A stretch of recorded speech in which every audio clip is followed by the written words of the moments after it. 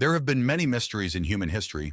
Some have been solved, others remain a mystery forever.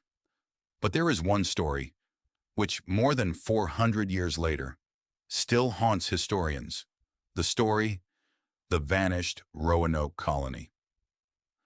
115 people, men, women, children, they crossed the ocean to start a new life, but one day vanished, all without a trace.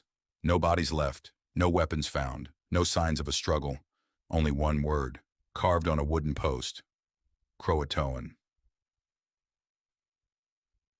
The year was 1587. England was actively exploring the New World, and she decided to found the first permanent colony in what is now North Carolina. John White led the expedition. More than 100 people arrived with him. Among them was his daughter and his newborn granddaughter, Virginia Dare, the first English child born in America. The first weeks were hopeful. The colonists built houses. They developed the land. They tried to grow crops, but it quickly became clear that surviving here would be much more difficult than they had imagined. Food supplies were rapidly dwindling. Relations with some local tribes were deteriorating, and help from England never arrived. Then the colonists made a decision. John White must return home. He promised that he would sail away for only a few months. He would buy the necessary supplies, and he would definitely return. No one knew then that he would see his colony only 3 years later. The reason was the war between England and Spain. Almost all the ships were sent to the Navy. The voyage was constantly delayed. Months turned into years. The first year, the second, the third, and all this time, no one knew anything about the colony.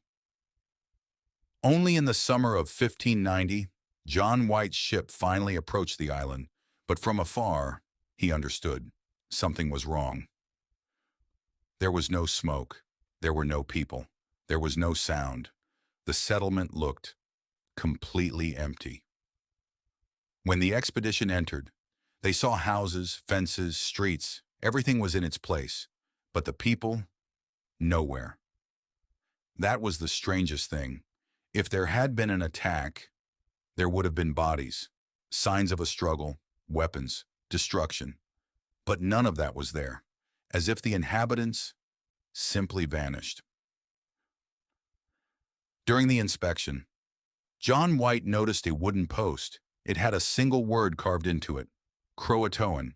A little further, on the tree, there were only 3 letters: C-R-O. It was as if someone had started writing another message, but he didn't have time to finish. White immediately understood the meaning of this inscription. Croatoan, that was the name of the neighboring island, and the tribe which lived there. The colonists had agreed beforehand. If they were forced to abandon the settlement voluntarily, they would leave the name of the place, where they were going. This meant that perhaps they were still alive. But they were never able to verify this. They were never able to. As the ship was about to set sail for the island, a violent storm arose. The captain refused to risk the men. The expedition turned around and left the coast forever. John White never saw his daughter again, never knew what happened to his family, and he died, never having received an answer. More than 400 years have passed since then. Archaeologists have explored the site of the vanished colony dozens of times.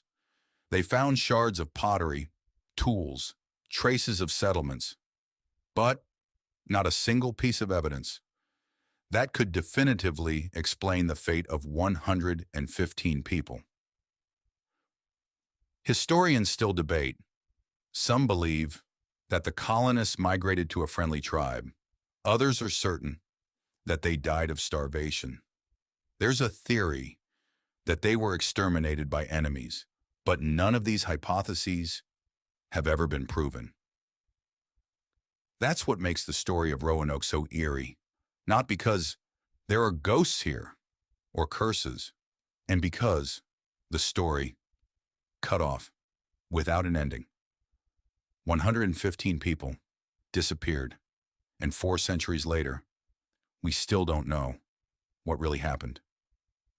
Perhaps the answer will forever remain hidden, somewhere in the woods, on the coast of North Carolina, and the only thing